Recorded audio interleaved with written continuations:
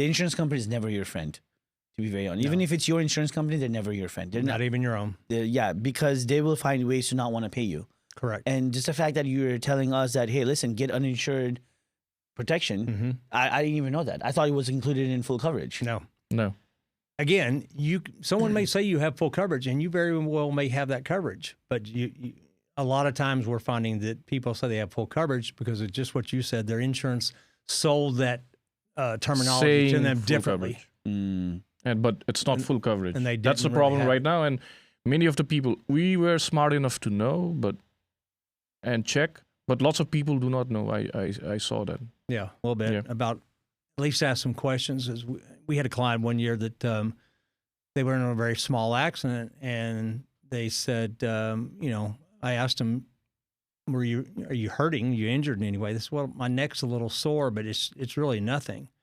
And the one thing I did tell them, I said, at least get that checked out. Go to a doctor and get that checked out, because even it may feel like it's minor, but you just never know. And they found out that they had a severe problem in their neck. They ended up having to have surgery. Okay. So you don't, at least... You never know. You never know. No, yeah. The human body's... And you said, if you don't have health insurance, it's at least to get checked up, right? Yes. So people get scared at that time because they don't have health insurance. So contacting a lawyer, will they help with those situations? Because you said you would, but do you think every law firm does that? Most of the law firms in our industry do that, yes. Okay. Yes. News, nonsense, and more. Hi guys, welcome to another episode of News, Nonsense, and More. This is the Meet the Guest series where we get to meet extraordinary people, everyday people. We hear their stories, we hear their principles, we hear whatever motivates them, why they do what they do, and pretty much get to learn a lot about them, especially people within our community in the DFW area. And obviously, hopefully, we grow in other states as well. So I have a dear friend of mine, Rob. He helped me out in my dire need, the time of need.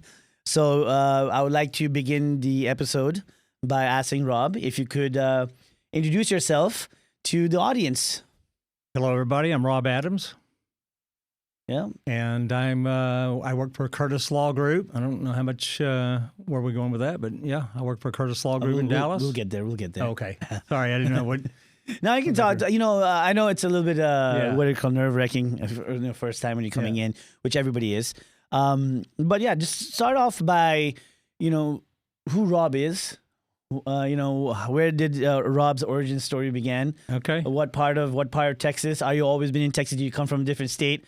Whatever you feel comfortable with, so that people can relate to you. So when they reach out to you after this, they'll know who Rob really is. No problem. Well, I was born in Texas, East Texas, a small town called Mount Pleasant, Texas. It's about 2 hours east of Dallas. And born and raised there, grew up, went to high school. When I left to go to college, I came to college in Dallas at Southern Methodist University. And 4 years there, and when I graduated college, went to Arizona, Phoenix, Arizona area. Was my first job, and worked there for 5 years. Always kind of knew that I was a Texas guy. I would eventually come back, but it was easy to kind of move out there. I had nothing tying me down, no family, no kids, no wife. Do something different. And so I did that for 5 years and came back to Texas and have been here ever since.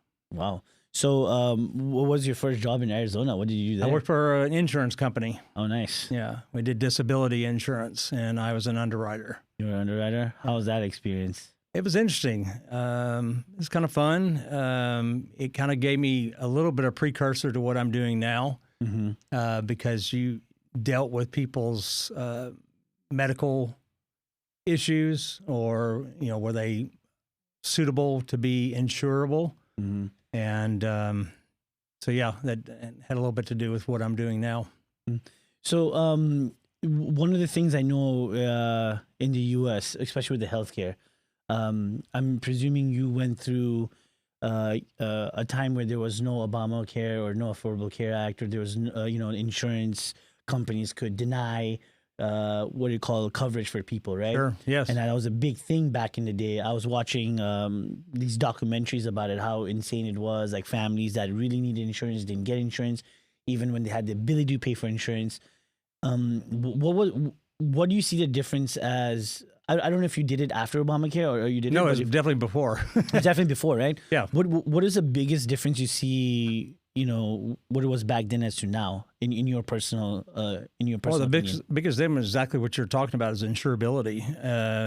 Back then people applied for whether it be health insurance, disability insurance, life insurance, and they may not get it. They could be turned down because of all the pre-existing conditions they may have or their family may have. And the great thing about Obamacare, when it came around, it made at least the opportunity for everybody to get health insurance no matter what. Yeah. You may pay a little more or a little less. That's a little bit different for everyone, but that's the biggest difference. Is 30 years ago, there's a lot of people that couldn't get health insurance unless they worked for an employer that had a large group of employees, and they could spread the risk. So if you had 1,000 employees and you're one or two people that were not really insurable, they could assume that risk under a health policy back then. And that's still somewhat true now, although it has changed that everyone's insurable. But with Obamacare, everyone was trying to get, or some people were trying to get individual policies. And if you're just trying to get an individual policy and you were uninsurable back then you weren't getting an individual policy, but now you can. Yeah, it's the reason when you said insurance, health insurance, that you automatically made me remember that documentary I watched. So I just wanted to ask someone who's kind of like been in that field, in that industry, just to see like what your personal thoughts were. I know like a lot of people hated working for it at that point in time, or just made a lot of money doing what they did. It's just an opportunity. When I was watching that documentary, but anyways, more about your origin story. Yeah. So growing up, going to high school and stuff like that. I know like one of the things I always notice in Texas, right, especially when I moved from New York, is sports is a number one thing. So Probably so. So most most kids in Texas, they want to go towards football, right? So and it's usually what I've noticed is like it's more about the towns which are far further away from the DFW area that you see more kids who go more into sports. Well, how come that wasn't you piqued your interest? Because you talked about how you love sports as well. So how come you didn't choose that path? Sports as a career? Yeah. Because I wasn't that talented. Okay, yeah, that makes sense. We can like it. I could play, but I was never going to be major league material or professional material. Is it just because there's too much competition in Texas, you feel? There's so much competition, and I mean, you really do have to have the metrics. I mean, you've got to have the size, the speed. You've got to, nowadays you see everybody, they dedicate their entire life to one sport. Yeah. And when I grew up, that really wasn't the case. People, when I was in a small town, like I said, everyone played football, everyone played basketball, baseball, whatever. I mean, everyone soccer. Everybody played all the different sports. Whatever season it was, that's the sport you played. And even when I was in high school, I played football, I played basketball, I ran track, because it was that season. That's just what you did. And nowadays, everyone wants to focus. I want to be a professional basketball star. So you play basketball your entire life, and you play in the rec leagues, and you play in the select leagues, and you dedicate your entire life to playing basketball for the hopes that you're going to get the scholarship and get the pro contract, things like that. Okay.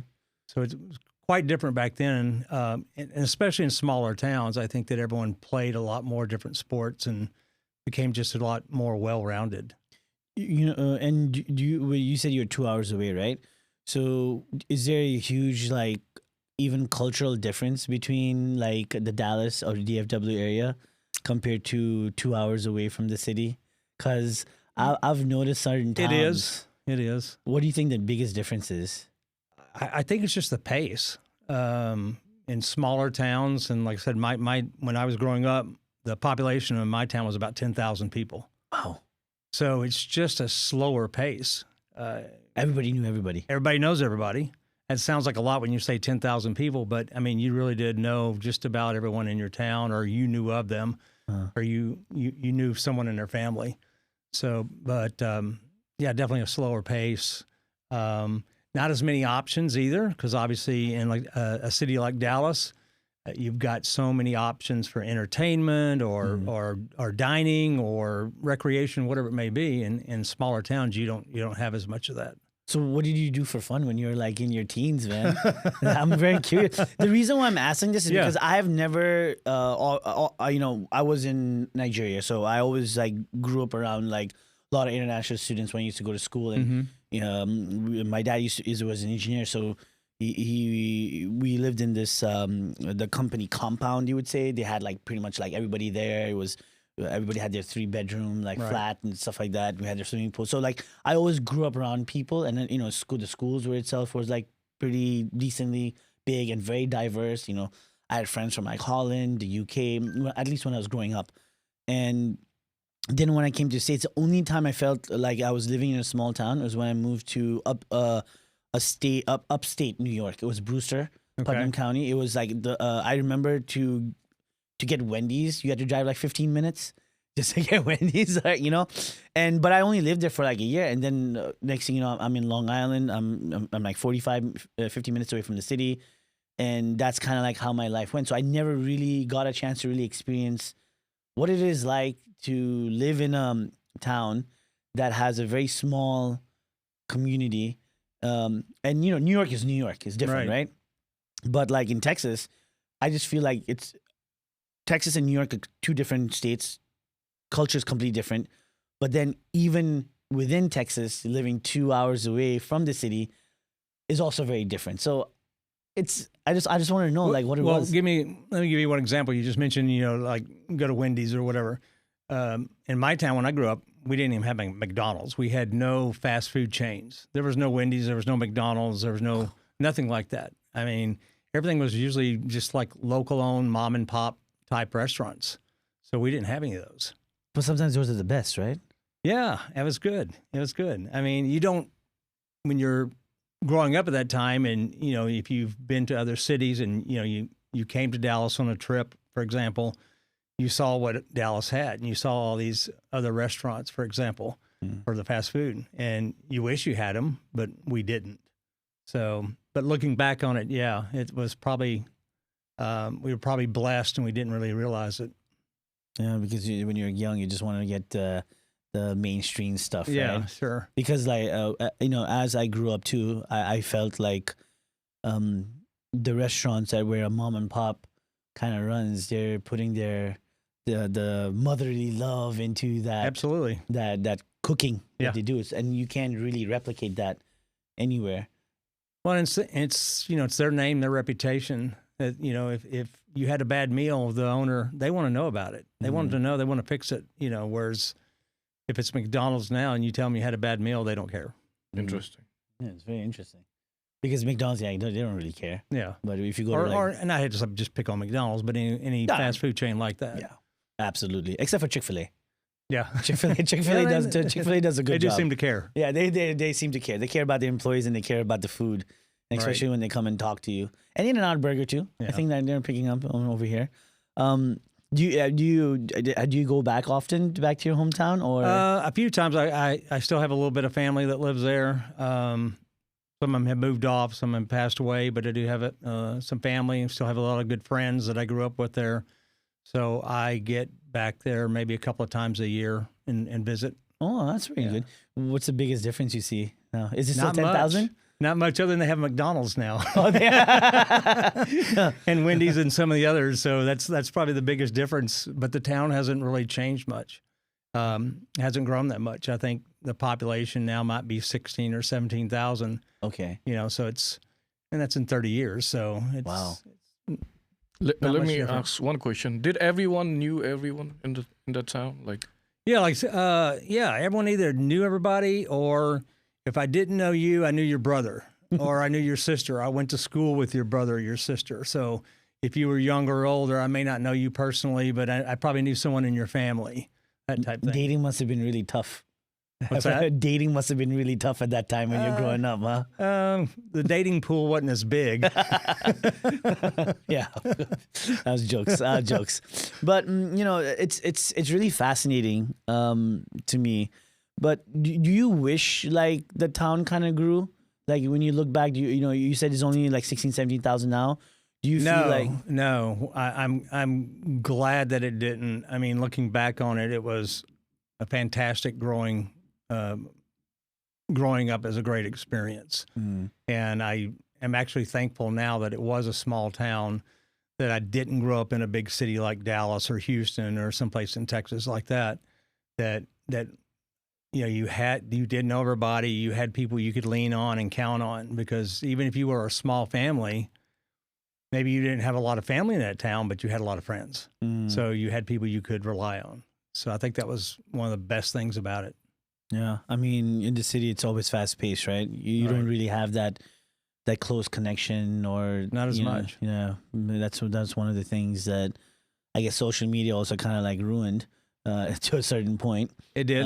Yeah. But it's got its pros and cons when it comes to that. But yeah, small town is I remember growing up when I used to watch movies, and they always said, "Oh, he's a small town boy." Yeah. And, I never really understood what that meant. I was like, "Come on, it's America, man. It's like it's vast. It's everybody's like it's close by. They have all the cool stuff, anyways. Like what small town, maybe like less people, but then when I actually came here and I met people who were from towns that only had 5,000 or 6,000 people, like the population was around that. It just they were just like, to me, I don't know if I should make this comparison, but it felt like an immigrant or a student coming from Nepal over here, and then like a kid who's come from a small town with only 4,000, 5,000 kids, like which like you mentioned, they didn't even have the McDonald's, and both those people meet in the city. It's like they're both kind of the same, but they're just from different places. True. Yeah. You know what I mean? Because in Nepal, and I didn't live there. I only lived there for 3 years. But one of the things I've noticed is like people in Nepal kind of, again, they kind of know each other too. So that community is like you have friends growing up from the first grade to the 10th grade, or 11th grade, 12th grade, and the same thing in the small town. So like I feel like there's a lot of similarities when it comes to like that lifestyle, or where you grow up from. That's a good point, because I felt like growing up, the majority of the people I grew up with that were my age, or a year or two older, a year or two younger, all lived there predominantly most of their life growing up. Very few people seemed to really move away, and you had a few people that would move into your school each year, but it really was very few. You really had the 95% of the same people that are in the class from first grade to 12th grade. So you got to know your friends a lot growing up. Yeah, that's not just 1 year. This is 1 year. It's like all 12 years, right? Yeah. It's all That 12 forms a really good bond. Yeah, I mean, it really does. Yeah, it's and some of those people that, because I spent my entire childhood, if you want to call it that, from growing up from kindergarten to first grade all the way through 12th grade, a lot of those people are still some of my very best friends. And so what made you kind of want to, for college, like go away from that city and then to Arizona? Like, what was that thought process like for you? Well, going to college, I mean, you got to pick some place. Yeah. So there wasn't a college in my town. And at that time, I mean, by the time I was 18 and graduating high school, I was ready to, let's do something different. Let's be in a bigger city. Let's be a place where you have more opportunity or more choices. So that was the biggest thing that brought me to Dallas. I had always wanted to go to SMU for quite a while. And when I got accepted, then that was a big thrill. I had a good friend that was a couple of years older than me, and he was at SMU. So he was a couple of years already ahead of me in there. And that kind of helped too, because when I got to school here in a big city, I didn't feel like I was alone. I felt like I had someone that I had known for a long time that was already here to show me the ropes. It's really interesting he's saying that. it's like you're literally saying the same story as what an international student who would come here would say, because it's Somebody you know. yeah, somebody you know is here. At least I don't feel alone. Right. You're coming to a big city, because compared to Nepal to what it is in the U.S., it's completely different, right? Yeah, It's foreign. Completely Yeah. different. It's completely different. But the way how you're explaining it, coming from even from a small town inside of Texas Yeah. to Dallas, you're kind of saying the same thing. So there's a lot of things that, even like if an international Nepali student hears your story, it'll be like, oh my God, he felt the same way that I did, or he was also had someone, that one person that I knew, that helped him kind of assimilate to his surroundings or his school or Yeah. whatever it is, because And you that's don't know. all I had was one person, but that was enough. That was enough, right? Yeah. Sometimes that's what it is. You need Yeah. that one person to give you that sense of, I guess, like security and confidence Yeah. and everything like that, right? And when you came here, like, did it like kind of from that point on, did it kind of grow? Like, you made more friends? Oh Like, yeah, of course. You get to school and you meet other people. And when I first got to college, I had a roommate.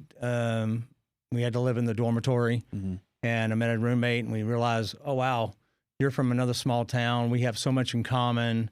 Mhm. We bonded and became fast friends. So you met a lot of friends like that, Mhm. and there's a lot of people were there for the first time too. They didn't know anybody else either, and you kind of bond and just kind of cling together. Did you feel like there were a lot of like kids who used to go to college in SMU, or a lot of like universities in Dallas that were kids from like small towns, and then like most of the kids who are in Dallas or grew up in the city, they usually go to different states, right? Well, that was the great thing about SMU. I would say when I was there, probably 70% of the student body was probably, if they weren't from another nation, they were from another state. Mm. So only maybe 30% of the student population there was from Texas. Oh wow, really? Yeah.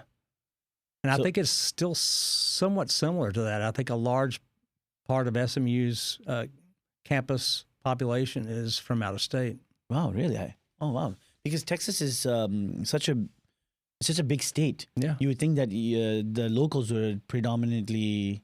Well, the biggest, SMU's a private school, so it's more expensive than state schools. Mm. So that will keep some people out. Some people that are coming from another state, they see, sometimes they called SMU the Harvard of the South. Oh. And I don't know if that's I mean, what brought people there or not, Uh-huh. but a lot. I mean, if it's a private university or school, I mean, if people are coming there, it's good for a reason, right? it's good for a People- reason. Yeah, It's good for a absolutely. reason. And it's so different because when I moved here, no idea about like Texas universities, what's Right. good, or when I'm in like New York, I was like Stony Brook University, we have Hofstra, Right. Yale. Those are the names that we hear Sure. constantly when you're in like New York. But when when I moved here from New York, my nephews are like, oh, UTD, UT, oh, you have to go over there, Yeah, you have UT, SMU, you have like- Texas A&M. and they're talking as if like it's great. I'm like, are you sure? I've never really heard of these colleges, But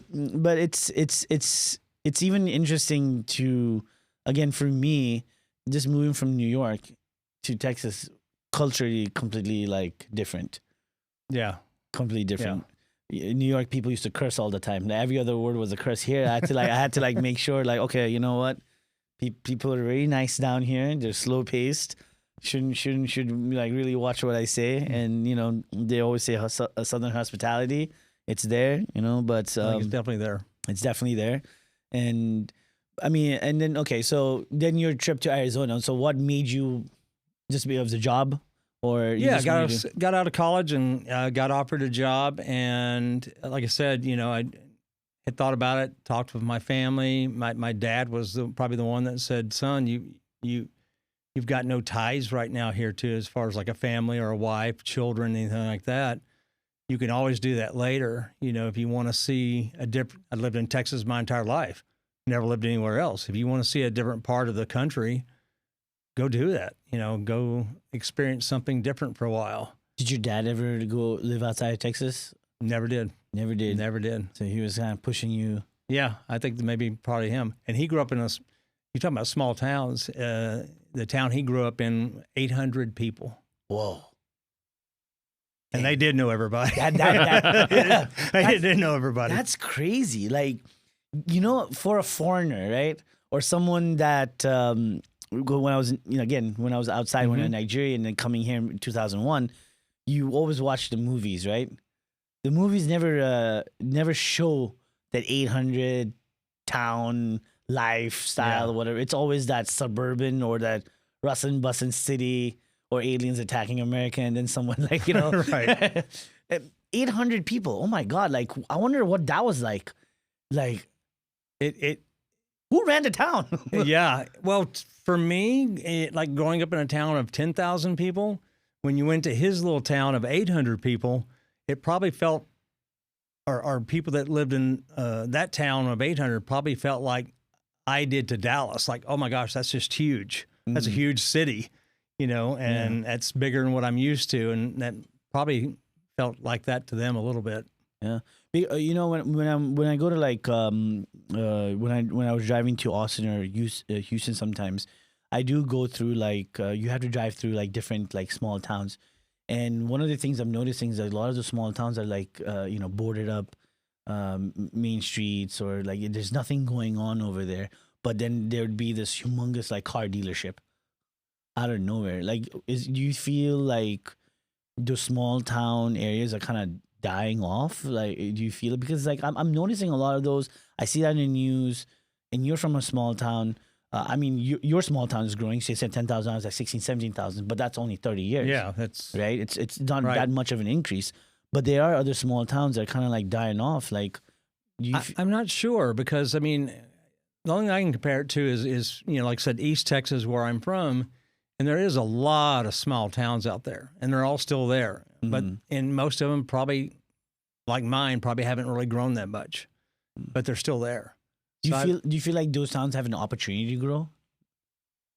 They do, but just like a lot of those towns don't have large industry, unless they have, like in my town, there was 2 huge employers there, and I say big, like maybe they employed 500 people. That's a big employer, for a town of 10,000, and but there's just not that many companies that are that big in smaller towns, so they can employ that many people. You don't have a auto manufacturer, in a town like that, or you don't have I think of something else that would equate to that, but they just don't have these big corporations. We were, I guess, lucky that we had a pretty good size one that had that many people employed.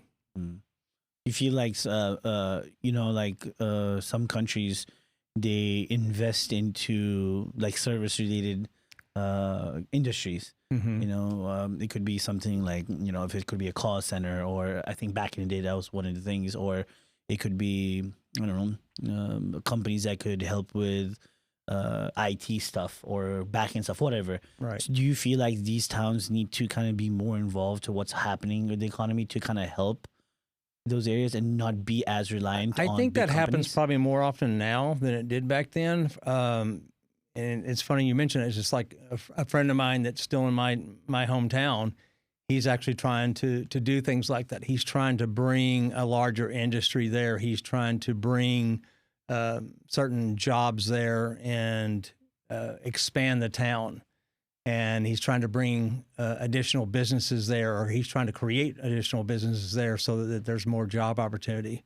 I mean, he loves the town, and he's trying to do what he can to do his part. Is he a mayor of the town or something? No, I don't think that's in his cards. I mean, and how does a small town like? It's not like in the city, right? You have senators, House of Representatives, blah blah blah. It just gets so overcomplicated. District this, district that. In small towns, how is it actually governed? Because that's very curious. I feel like you have a mayor and you have a city council. You got. It's a lot smaller, right? It's much smaller. More accessible. Probably more accessible to the public. Is that what you mean? Yeah, definitely. Because it's funny. I've got a high school friend that's running for a county judge in my hometown right now. And, you know, if I called him up and talked to him, or if he gets elected and I could talk to him anytime I wanted to, probably, you know. But so, yeah, from that access, you probably have a lot more than, if you know, you're not going to be able to call up the mayor of Dallas and just, you know, chat with him. I feel like it's more personable, right? Like if I feel like those are the type of representatives that would probably listen to the people more than, let's say, the mayor of Dallas or something. Sure. Oh, yeah. Because, I mean, your constituents is a smaller group. So you better listen to them. Yeah, there's no billionaire that's not going to pay them again, off. they know you. Yeah, again, they know you, right? No, I mean, it's really interesting. I just really was fascinated with the whole, like, small town aspect of it. Yeah. It's really good to, like, hear what you know, how you grew up and all that stuff. All right. So let me tell you things to you guys also, and even asking questions. So, according to the current statistic, if you see over there, like down here, like there are different stats, right? But 42% live in suburbs, 21% live in urban centers, and 23% live in rural areas, with about 13% living in small towns in US, just in US. But way back, I had seen a documentary where they were telling 80% is going to be living in urban areas by the next 10 or 20 years. So I even checked over here, and that's what it says. Like, the U.S. population is expected to grow this, right? So but 80% is going to be living in urban areas just in most of the countries, like high-end well, yeah, countries. that's So why do you think the change is coming? People are trying to develop small towns, but more people are moving towards these urban cities. I don't know if it's they're moving towards the urban or if urban's moving towards them. Okay. Because I'll give you an example. I mean, I've been here in the Dallas area for a long time. 20 years ago, I moved out what I thought was kind of outside of town, where it was kind of very rural, very kind of country, not a lot of houses. And here I am 20 years later, and it is completely built up, you know, to where I'm at. So the difference from driving from downtown Dallas to where I live, you don't see much difference anymore because it's all built up. So, that's what I think is happening is the rural areas moving the small out. towns are turning into urban areas. Yes, especially if you're closer to a large metropolitan area. Yeah, because if you see here, the projections suggest that majority, similar to 80% of Americans, will continue living in these urban regions as cities and their suburb expands. Yeah, I mean, I think like it goes to what I think it does resonate whatever he said, because I remember when my cousins came here back in 2010, they said like there were no homes. There was like the highways was like 2-lane highways. Now they're trying to expand everything. Exactly. Even in 2016 when I moved here, 2026 to 2016, it's a huge difference in 10 years. Like the amount of homes that's being built, constantly being built, the traffic that's been increased is ridiculous. I know sometimes I go to TikTok and they have like old videos of what Dallas used to look like or what New York used to look like back in the 80s and 90s. And apparently there used to be this really, really big shopping center in Dallas. I forgot the name, but North Park? I don't know I forgot what the whole, it was like this, it's like a humongous Walmart kind of thing. It was a different name. But everybody went there. They had electronics. They had everything in there. I forget what it was. But it was this humongous building in the middle of, you know, just highways everywhere. And then like everybody would just go there. And all the employees wore red shirts. That's the only thing I got off from that video. But so, when did you officially move to Dallas from Arizona? Like how old were you? And I was, I think I moved back to Dallas from Arizona? 29. So you're 29 years old. When I moved back to Dallas. And how long have you been living in Dallas since then? 33 years. Wow. 34 years. 34 years. 34 years. So in that 34 years, when you say the rural areas are becoming like larger urban areas, was the change for you drastic? Or do you just, it was so little by little, you didn't really realize it until one day you're like, whoa. Well, when I first moved back to Dallas from the Phoenix area, I lived in the center of Dallas. Okay. Okay, Dallas proper. Okay. So I wasn't living in a rural area, and I moved from a very proper part of Phoenix. So I went from one metropolitan city to another. Okay. It wasn't until as I got a little bit older and started, this is just too crowded for me. I need to kind of move out a little bit, still be close to the city for work and whatever other reasons. But that was the only time that I really realized, okay, I'm moving back out. And it's kind of ironic, like, I talked about earlier, but hey, I graduated high school. I wanted to move to a major city or a major, bigger area. And now you get in the major area. Now I'm trying to move back to a smaller area. Yeah, it's usually the case as you get older. The same thing for me too. Okay. But now the city's kind of caught up to you. Right. So yeah, definitely it's caught up. So, you can't avoid it, right? It's just like keeps growing with the public. But a lot of people also moving to Texas and Dallas overall. But I think the small towns that are still out there, I think they're going to be around. It may take a while for the metropolitan areas to catch up to them. Mm-hmm. How much does a house cost over there in the small town? Like, what's the median range? I'm kind of curious. It's not much different than here. It's a little bit cheaper. Really? Yeah. You could get, if you found a house here, let's say that was $400,000, maybe in my hometown, maybe it's $250,000, $275,000. Okay. At least it's cheaper than $400,000. Yeah. And it's probably a bigger house too. Maybe a little bit bigger. But I was trying to compare maybe same size, for the price. Oh, really? Yeah. Okay. At least if you guys need the biggest thing is that the land's cheaper there. Yeah. You feel like it's a good long-term investment as you. Oh, sure. Yeah. Because like the guys who probably own lands in like Irving and Fort Worth, like probably made a killing. Yeah. You could still own quite a bit of land if you want to get out into the rural areas. Okay. And so one of the things about like Texas itself, a lot of people don't know this. Even back in the day, like Texas, like the way how the political situation was, right? Or just like how the U.S. was at that time. I didn't realize Texas used to vote blue as how New York used to vote red sometimes. So what was, I'm presuming, I don't know if you grew up during that time or if you. No, it definitely was. I mean, Texas was, when I was, like I said, growing up, high school, college, I would say that Texas was definitely more of a blue state. Really? Yeah. We had, let me think back.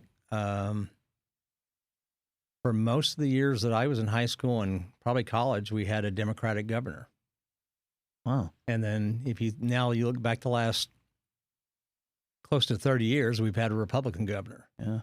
What do you think was the biggest change, like in your perspective? Because I don't normally get to meet people that I can talk to about Texas being a blue state or having a Democratic governor. How it I felt like when I go through the articles and I read, it's people were a lot more intrigued in like what kind of policies this guy bring in. It wasn't about like red or blue. It was more like which guy made the most sense. And that probably was true too. I don't know that it was, such a black and white issue, as much back then as it seems to be nowadays. So maybe the shift was more subtle. Just because of what you just said, hey, this is just a policy. I like that. That works better for me. Maybe it was reasons like that, but I'm not really sure because it was probably a much older age, in my adult life before I even really started paying attention to a whole lot of politics. Oh, really? Yeah. Oh, that's great. That's really interesting that you said that because I feel like the major cities like Texas, New York, and they're always like really. The whole entire like population, those like cities are always into that political atmosphere and stuff like that. So I think you're right. I think they are. I'm just saying I wasn't. I know. Then because, and even today, I try to avoid it. There's only so much you can take. Oh yeah, it drives you crazy. True. That's true. Yeah. No. The reason why I asked you that question was, I haven't met someone who could I could have a conversation growing up in that time where it wasn't like that. Right. You know, Texas was when I looked at the historical like maps Yeah. of vote, I was like, what? Texas voted blue? It was. It definitely was. That's something that you don't you know for a younger person that's growing up now, they would never know that. Yeah. They would never know that. They would just be like, oh, it's red. It's automatic. It's a given. You know. And that's what. And people like growing up won't know that New York also voted red. Like the entire state used to vote Republican at one point. And these are things like when you go back in time and look at the statistics and data, and then it made me think like, oh my God, I wonder how people actually thought about issues or politics back in the day. Was it like that divided? Was it that like big, or was this more like, no, we'll listen to it during the time and we'll make the decision when the time comes. You know, that's what it is. But that's interesting. It's interesting that you say that growing up, it was just like, whatever. It was definitely different. Awesome. And so when you moved to back to Dallas, what was that journey like? Did you get into whatever you're doing right now, or did you kind of like do different things? No, so when I went out to Arizona and I took this job, I told the employer, I said, hey, you know, just so you know, before I take this job, I'm not going to be here forever. Mm-hmm. You know, there's a point in time, you know, I'm born in Texas, I'm raised in Texas. I want to be back in Texas. You know, if I want to start a family, it's probably going to be there. So he asked me, he said, well, how long, you know, when do you think that'd be? And I said, well, you know, it's not going to be tomorrow. It's not going to be the next week, but I could see in 5 years or so being possible that I'd move back. And so, yeah, when it really just kind of dawned on me one day, and I kind of got, hey, it's just time. And so I, you know, made the decision to move back to Texas. I didn't quite think it through. Because I got back to Texas and literally told my employer, I turned in a notice, and I'm just moving back to Texas. And Just like that? Just like that. I mean, gave him a 2 weeks notice and packed up everything that I owned and moved back to Texas. And I got back to Texas and I thought, crap, I didn't think this through. I don't have a job. What was the not the motivating factor. What was the thing that kind of like just made you realize one day, like, I was just missing it. I just started missing it more and more, and missing family, you know, missing friends. So it just was really time. I knew there'd come that time that I'd want to do that, and the time came. So I came back. Oh, nice. Okay. So, but yeah, I came back and actually contacted one of my high school friends. Had stayed friends all this time, and he had become an attorney here in Dallas. And I told him, I said, hey, I am looking for a job, so keep your eyes out for me. And he says, hey, why don't you come up here until you find something? Come up here. I've got some work you can do at my firm. And I said, okay. And I got up and talked with him, and he's like, we're trying to move into this personal injury area of law. And at that time, he was trying to do anything he could just to pay the light bill. You know, he'd do a criminal case, or he'd do a divorce, or whatever someone wanted. He would do anything. But he really wanted to get into personal injury, which is what I'm in now. Mm-hmm. And he said, I need you to learn this. And I'm like, well, how am I supposed to learn this? But luckily, he had a guy in his office that had kind of recently retired, wanted to have a place to go, do a little bit of work, you know. So he was a guy that I was able to really, you know, kind of learn from him, pick his brain. It taught me quite a bit, and that's really how I got into where I'm at now. So you've been doing that ever since? Yeah. So how old were you? You said you were like 29 when you moved that. So in 33, 34 years, you've just been doing law. Same thing ever since. And yeah, that's the next part I kind of want to get into, because law in the United States of America, it is so complicated. Mm-hmm. It is very complicated. There's a lot of things that, you know, I feel like they don't teach you in high school or teach you in school just to be aware of, or just people that come in and be like, hey, listen, guys, if you're in this situation, these are things you need to do. this is how you need to take it. People throw the word around, I'm going to sue you, I'm going to do this, I'm going to do that. It's they say a lot, but when it actually comes to how it works, how law works, it's very different. True.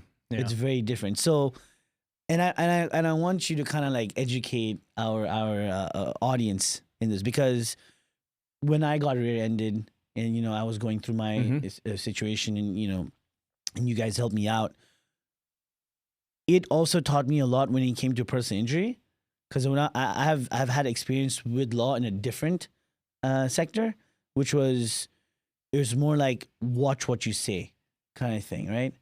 This was more like, you need to make sure you do X, Y, and Z. These are the things you need to do to help your case. True. Yeah. A lot, because you're not going against another person, you're going against a company. Usually, yeah.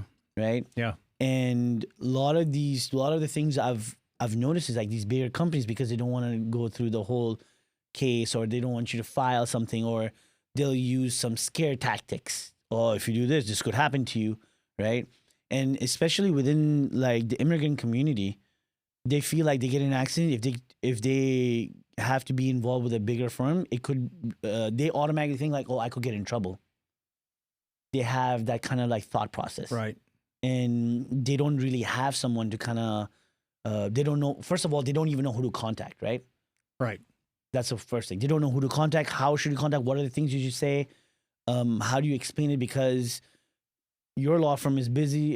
Hell, every law firm is busy, and just to be able to even ask the right things is tough, right? Right. So, if you had to, let's say, teach a community of immigrants, or anybody that, or not even immigrants, I'm honestly true. Like, there's so many people that grow up in the United States of America that don't even know what to say and what to do, and they don't even know how to deal with the situation. But people that come here, that are immigrants, they've just moved to this country, it's even more so that way. Yeah. They even know less than the people who have lived here, and like you said, even they may not know what they need to do. That's the one thing that I learned early on about this, is that we are in a position to really help people, because we can advocate for them, we can help them if they'll just follow our lead, let us represent them, and make sure they're not being taken advantage of. That they are, they don't have to worry about what to say or what to do or not to do. We can do that for them. But there is a lot of things that I think it'd be beneficial if people knew, hey, there's a maybe a top 10 list of things that you should be looking for. Like if you get in an accident, there's things you need to do that will protect yourself. And I have found, especially dealing with a lot of people that from other countries, they don't even know number one. Yeah. They don't even know start with one. So, if we can help people, learn 10 or 15 things to do if they get into an accident, they're going to be better off whether they have an attorney or not. But, and if they've done those things, we're going to be able to help them even more so. Well, what do you think? Because like most people, like even Nepal, right? There is no like, if you get in an accident, there's no cheat sheet. There's no cheat sheet. They don't even know. Like sometimes it's like, I don't know. Like I'm never even like, what happens when you get into a fender bender or you get in an accident like in Nepal? Is there like, can you sue people? Can you do stuff? Like I don't know. Like it's very different. I've never heard of. At least over here, you're dealing with insurance companies and you can get something out of it. I don't even know what it's like in Nepal. Like that's the same. You go to insurance company if your car is insured. If your car is insured. And people may not insure their cars because the insurance is really high. Over there? Me too, yeah. So like, okay, so what percentage of people do you feel like drive cars with insurance? I feel like about 40%. Only with insurance? Yeah. Because lots of the vehicles are bikes. So they don't insure. There's a government insurance that you have to take, but I don't know how much it covers there. That's interesting because in Texas, everyone who drives is required to carry liability insurance, but the statistics are that only about 75% of the people driving in Texas actually have insurance. Yeah. So you got about a 25% chance that if someone hits you, they have no insurance. Yeah. And that's why it's important to have full coverage. Yeah, full coverage. Full coverage. That may be number one or two right there. Yeah, and one thing I also learned was Texas is a no-fault state. Not a no-fault state. Not a no-fault state. Not right? a no-fault. I mean, sorry, that's the opposite. What? Can you explain that again? Well, a no-fault state would be it doesn't matter who is at fault. Everyone's insurance takes care of their own. So if I hit you and I'm responsible for hitting you, it really doesn't matter. Your insurance is going to take care of you, and my insurance will take care of me. Okay. Really? That's kind of what a no-fault state basically so I had it opposite. Yeah. Okay. I didn't know that though. Yeah. Yeah. In New York, it's if you get in an accident, they have to take care of you. Yeah. You just pay a deductible. They can't say no. Over here, like it's different, right? Here, it's what is it over here? Well, Texas. I mean, you're the opposite of a no fault. I mean, so if I hit you now, my insurance should take care of your damages. Okay, but I've seen situations where both parties kind of like contradict each other, and then the insurance company doesn't want to like. Well, you have that a lot, yeah. I mean, that's just we call it a swearing match, because no one can tell who really did what wrong, you know. Or you and I get in an accident, and you say, "Well, I think I had the green light," and I say, "No, I had the green light." You know, it's that kind of argument, and we don't have a witness. We don't have any video, things like that. So that's where it becomes a swearing match. And usually a lot of times like that, your insurance does have to just go ahead and take care of your damages, and my insurance takes care of mine. Okay, so it's not you can't go after the other person. Okay. I mean, you can try, but that's just if you and I have a disagreement of who's at fault, then my insurance is going to probably deny your claim, and your insurance is going to deny my claim. And we'll just pay for each other. I mean, pay for our own. Pay for our own. Okay, that makes that was one of the biggest culture shocks I had. Yeah, and for people that don't understand that, right? What are the you said they have to do the top 10 things, right? Yeah. So what are the top 10 things like that the must do's for people who find themselves in predicaments? The biggest thing, you get in an accident, you need to get. I tell people, everybody has a cell phone now. Everybody can take a picture. Take a picture of someone's driver's license. Take a picture of someone's insurance card. Take a picture of their vehicle, their license plate, the damage to the vehicle. Take a picture of the position of the vehicles. If you haven't moved your vehicle, take pictures of where your vehicles are at, because it can tell the story of how the accident happened. Do you feel like they should take pictures before they actually move the vehicle? Don't move the vehicle? If you can. Yeah. Now, if you're say you're in a busy highway, and it's not safe, then you've got to get off the side of the road, and then do it. But if it's possible, try to do that. But take a lot of pictures and get the information from the other parties. I always tell people, please call the police. Sometimes they're busy, they may not come out, but if they can come out and take a report, that's an additional piece of evidence that is going to help your case. Don't admit anything. Let other people decide how that should go. Like I said, if you had an attorney, they're going to help you with that. Insurance companies, they're there to save money, so they are going to try to minimize any claim you make. So the more evidence you've got and the more information that you've collected at the scene is so much better, because after you leave that accident scene and that other driver's left the accident scene, you may not get anything else from them. So it's those are the things you've got to do when you get into an accident, is get their information, take the photos, take video if you can, get their insurance information. Look at their insurance card. I looked at one today, for example, that someone had taken the picture of the insurance card, but I looked on there, and sure enough, the insurance had expired. Oh. It was good till 2020, end of December of 2024. Oh. It'd been over a year. They didn't have any insurance. Oh my goodness. So at least look at the card and see if it's valid insurance. Look at the insurance card and see if the vehicle that they're driving is actually on that insurance card, because they may have insurance, but that car may not be on it. So that's something the other insurance company not to want to pay for it because it's not covered by them. Right.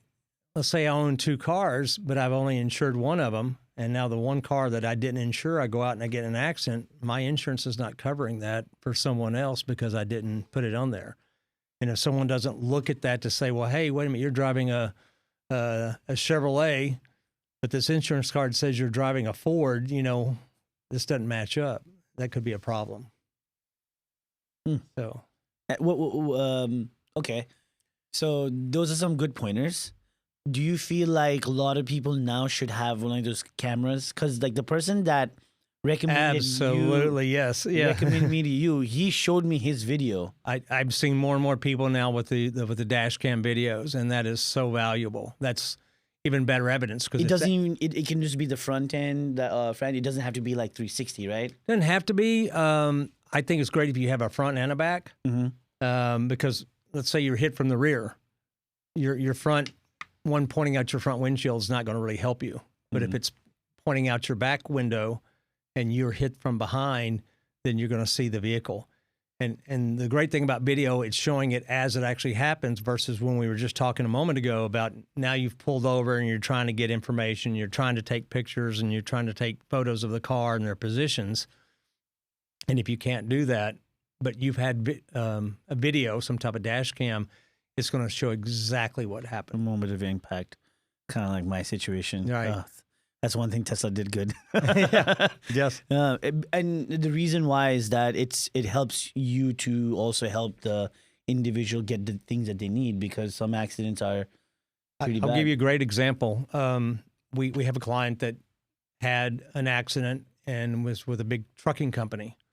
And the trucking company said, our driver said he didn't do anything wrong. Well, our client had a dash cam video. I just sent the video to the insurance company, and they look at that and say, "Oh, we are at fault," because I mean it was very clear.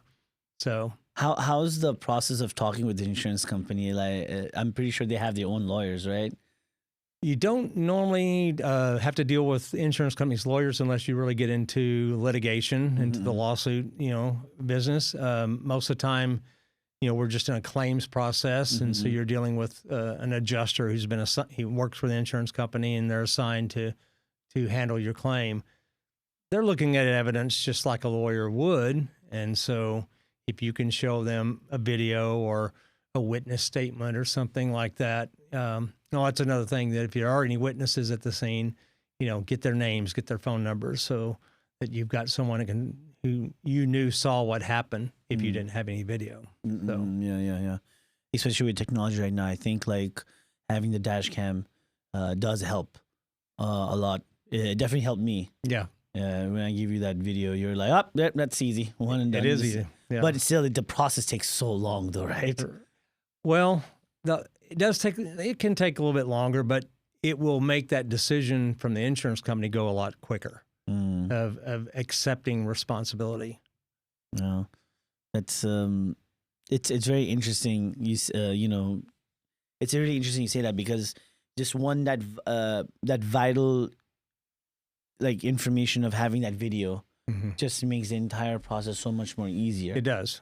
And I feel like a lot of people don't even know that or don't even invest it. It doesn't even cost that much, actually. No, I mean, you can get these things usually for $40, $50 now for a dash cam, and that I've seen. There's obviously more expensive models, but I don't think you really need that much. You could have it for any car. Yeah. To be very honest, you don't need the fancy cars to have that feature. You can just like get it because when one of my I would say in our community, she got in an accident. I had recommended her to you, but she didn't have the video of the thing of whatever happened, and there was really nothing, and she didn't follow this process, and she had a brand new car, and it was done. Yeah. Right. It's you need to have your things in order as well. Do you feel like a lot of like people need some sort of like education in this process? Like, do you feel like your law firm could connect with different like community members, be like, hey, listen, guys, these are things you need to do, and so that way you're always the point of contact for them, because there's always new like people coming in, the kids that's growing up over here that still don't know anything. I'm sure like there was one situation where like my older cousin's son got into something. He's like calling me, oh my God, I don't know what to do. I'm like sitting there, like when you're not in that situation, you don't even know what kind of advice to give them. Yeah. Right. No, absolutely.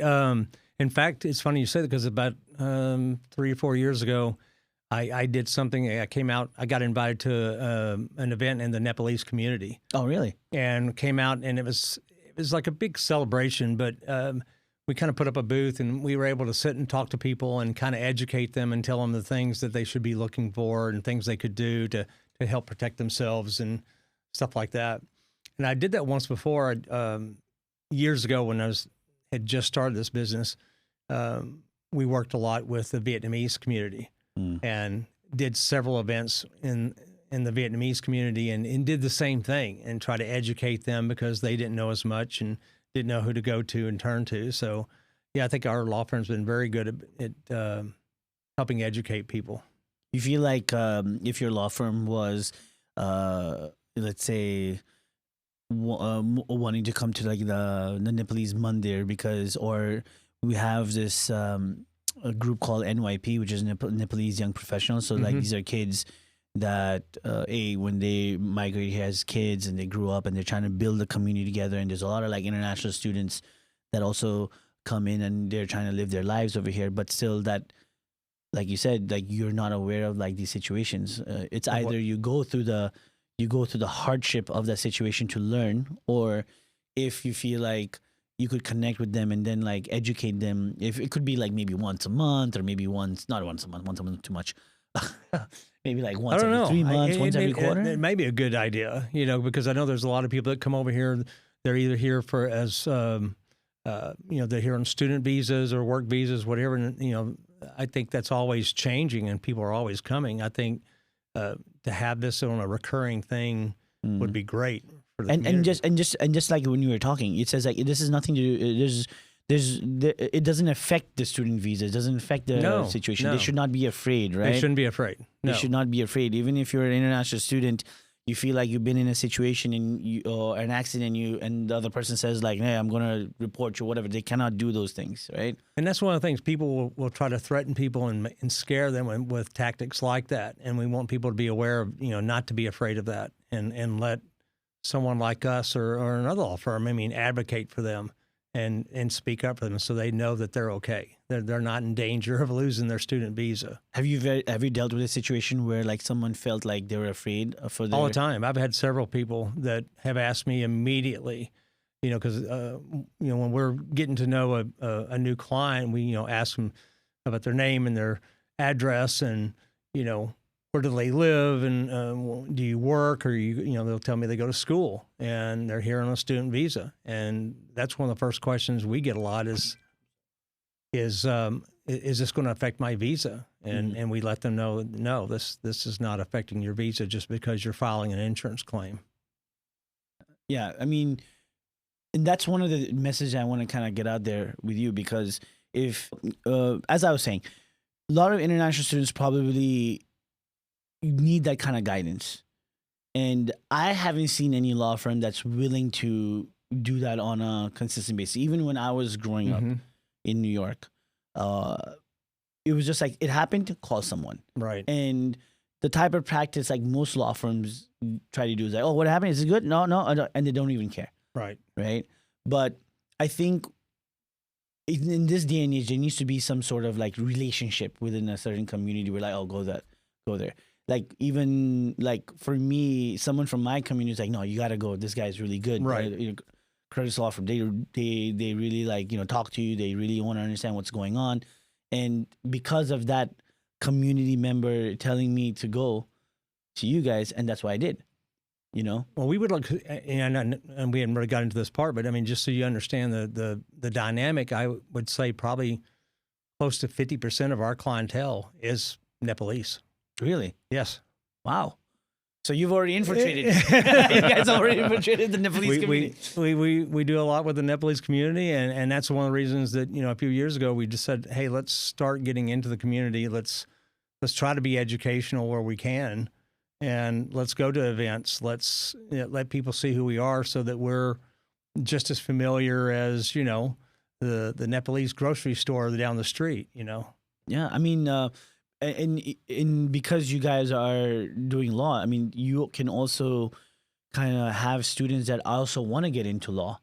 Sure. And that's something that you can always help prop up the community and be closer to the community. Like if, let's say, a Nepalese student who, comes to you guys, hey, listen, I really want to like work with you guys and I want to like learn from you guys.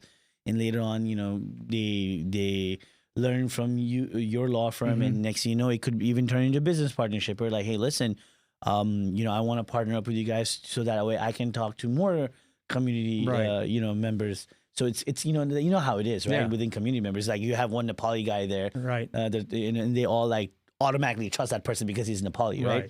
So that's one of the biggest challenges when you have competition with people that say like, oh, I'm a lawyer, I'll get it done, but it's just a business at the end of the day because they're using that community relationship to kind of get business. Right. But at the end of the day, experience matters.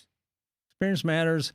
And we take our relationship with the Nepalese community very serious. We don't take that for granted. We want them to know that we are here for you. We are your advocate. We're going to help you, and we're going to go above and beyond.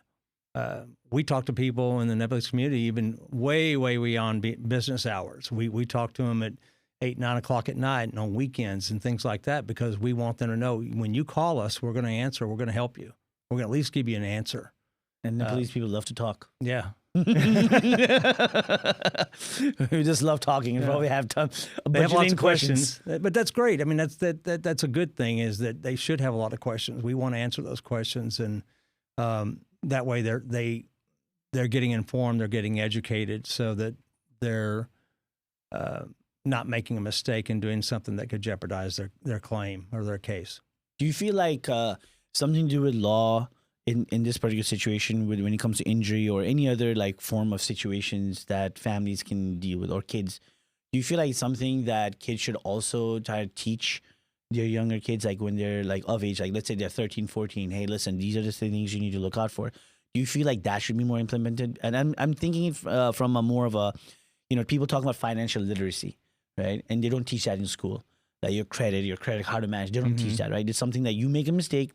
You're like, oh my God, my life could get really messed up if I don't set myself straight. And then they learn from that experience. But when it comes to law, it's very black and white sometimes, right? It's they don't know, like, oh, I didn't know I couldn't do this. Do you feel like that also needs to be implemented? I think so, and I can tell you from my own personal experience because I've got 4 kids.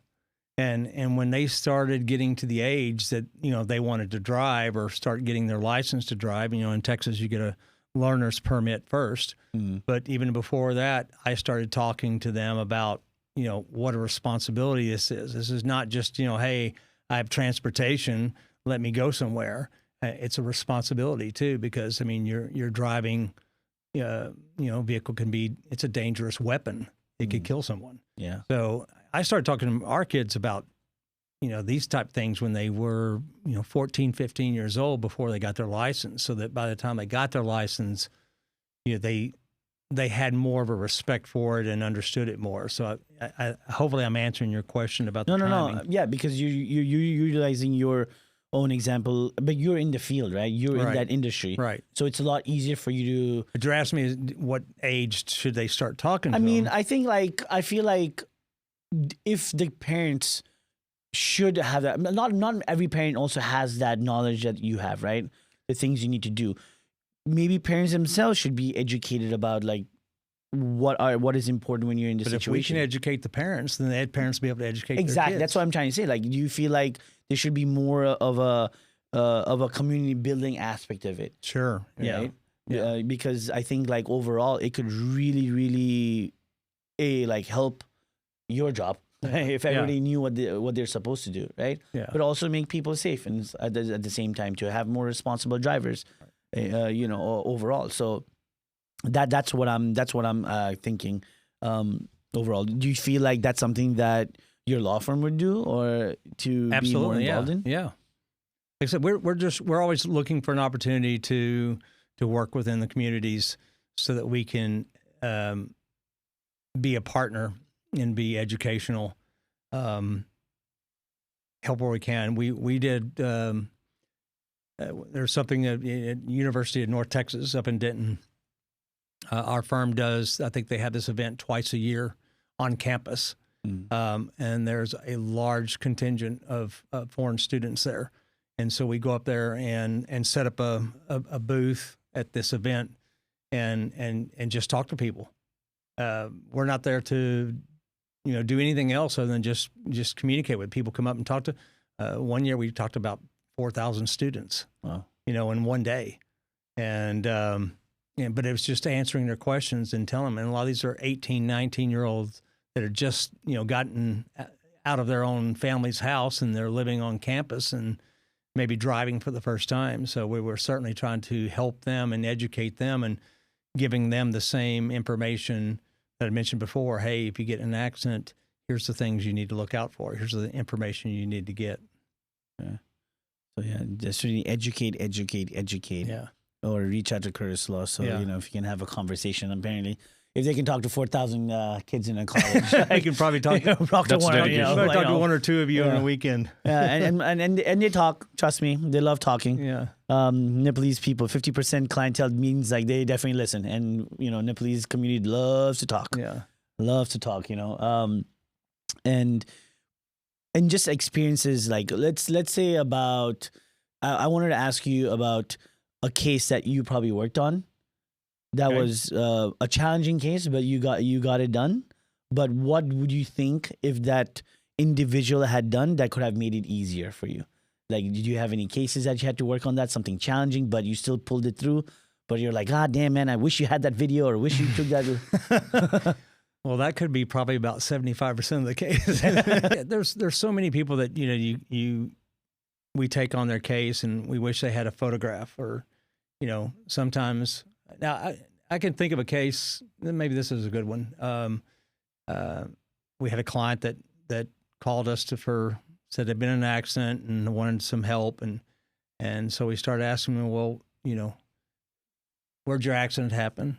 When did it happen? Who hit you?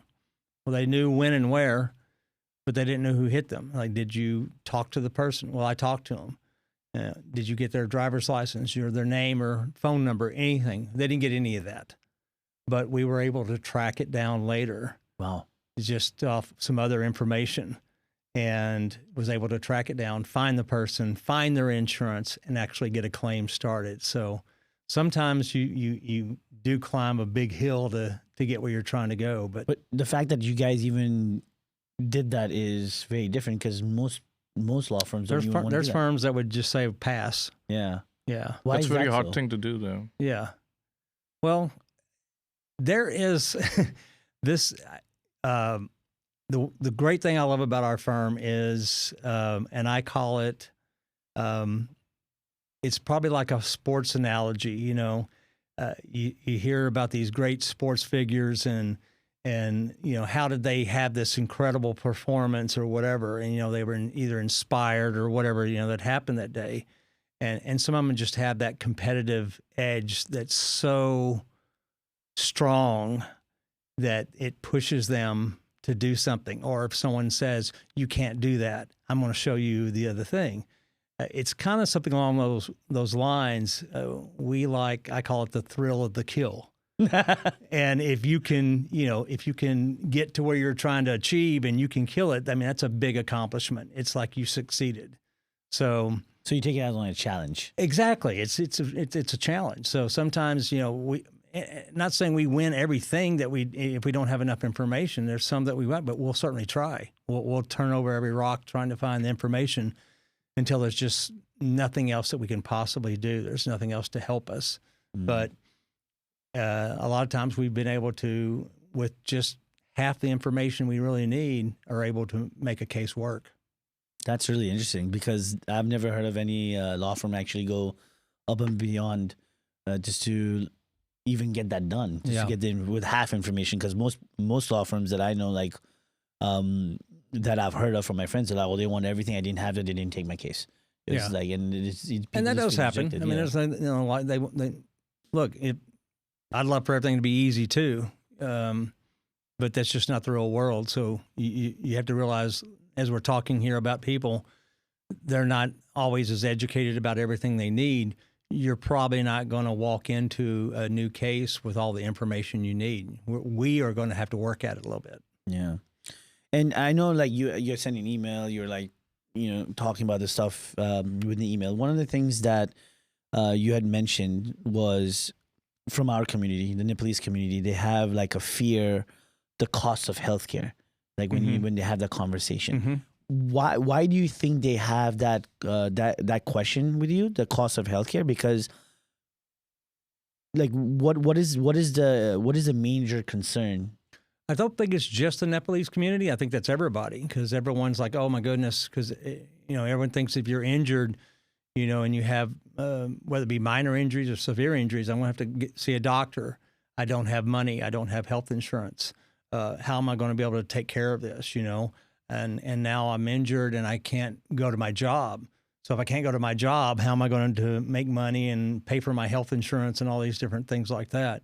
So the great thing about our business is that we are able to help our clients. We are able to assist them that they get medical care and they don't have to, they're not going to have to worry about who's paying for it right up front. We have doctors that we work with that are going to work with us until we can get something accomplished, and then make sure the doctor's paid later on, and that way it's not having to have a client worry about who's paying the medical bill right now. Okay, that's good, because a lot of people like it's an accident. I don't have the health insurance. I don't want to pursue this. If I go there, I can't really pay for it. So having I hope people don't worry about that, and that's a major part of our industry, is being able to assist people with medical care. And you also talked about the entitlement gap. The entitlement? Yeah, the entitlement gap. So you mentioned that insurance companies will never tell you everything you're entitled to. Oh, right, yes. Well, like I said before, they're they're in business to make money. So I can give you 1,000 different examples of how that goes, but they're never going to tell you, for example, Sushant, you were in an accident. Let's make sure not only that we take care of all your medical injuries and pay for your doctor's bills, but let's also pay you for the time you missed from work. Oh. They may not tell you that. They'll never tell you that. Yeah. Or they may not tell you, hey, when your car was damaged and your vehicle was in the shop getting repaired, and you paid for a rental car, that they should pay for that. So unless you're asking the right questions, they may not tell you all those things. Yeah. They might not tell you what your pain and suffering, that you should be compensated for that, for your inconvenience. So that's the gap that we see all the time, because an insurance company is just never going to tell you all the things that you're entitled to. Yeah, and that's when my situation happened. That's why you took care of it. You're like, hey, listen, I'll get you this, I'll get you that, blah, blah, blah. Right. Didn't have to have a conversation with them. The only thing was they called, once you had the conversation with them, they called me, all right, what kind of car do you want? When can you go pick it up? It was a very different experience this time around. You know what I mean? It was a very different experience, to the point where I didn't have to pull my hair out of my head talking to these insurance companies. And my God, sometimes the way they talk to you on the phone is really rude. Exactly. They talk down to you. Yeah. Yeah. That is one of the biggest things that I think that we do. Even if people are fairly educated about how this process works, maybe they've been in, more than one accident and okay, I know what happens here. But it's just, we take away all that headache and alleviate people from having to worry about, okay, what do I do next? Oh, I've got to go do this, or I've got to talk to the insurance company. They don't have to worry about that anymore. Just go about your normal life. Yes, go to the doctor, get your health care, get well, get better, and let us handle all the parts. Do they talk to you differently when you tell them you're from a law firm? Probably a little. Yeah. They're watch your tone, most likely. Well, I mean, they know we know what we're doing, so they're not going to try to tell us something that's not correct or not true. Okay. Because sometimes, or if they do, we're going to call them out on it. Yeah, exactly. Right. They don't want to be responsible to be like that. You're the guy who made us lose money and more money. But yeah, I mean, it's very interesting. We've been talking for an hour and a half. Wow. I told you, you don't know when time kind of goes by, and I really wanted it to be more of an educational episode for a lot of the community members who watch this, and the things that they need to do in situations like this, because I feel like you said, insurance companies, no matter what it is, if it's health insurance, if it's car insurance or injury, whatever it is, right? On the job, off the job, car accidents, a lot of people are not well equipped to understand how to deal with those situations. And trust me, ChatGPT and Google is not going to make you a lawyer overnight, right? No. You need to have people who are very seasoned, educated, well aware about this. And even I thought like I knew a lot of things, but just understanding the experience of when I had to deal with that situation, what you guys did, especially your firm, what you did was very different. It was very easy for me, and Right, that's I'm one of glad. the reasons why I also wanted you guys here, because I feel like the community, my community, would also be very much impacted. They can, you already said you already have 50% of the Nepalese community. Not the 50% of the Nepalese community, but 50% of your clientele are Nepalese. Yeah. Right. And I feel like that can even grow. And I wanted to be not only from a business perspective, but also from more of an educational perspective, because the more the community is well educated about what are the things they need to do, the easier your job becomes when they come to you. That's true. Yeah, absolutely. And we want to, we've done this with all of our clients. We become personally involved with them. It's more than just being a client. And that shows itself throughout the years, because someone like yourself, your brother or your mother or a family member or your next door neighbor gets in an accident, and, now we become part of that family. It extends out. And we have a lot of people that we've represented, the mother and the father and the son, the daughter, and grandkids and things like that. So we're doing something right if the family keeps our name close. We have been talking for 1.5 hours, so it's almost the end. We have half an hour more. So I have a few questions that from the conversation you guys had. So you have been working in this industry where accidents happen a lot. Do you know the stats? Like how many accidents happen in Texas compared to other states?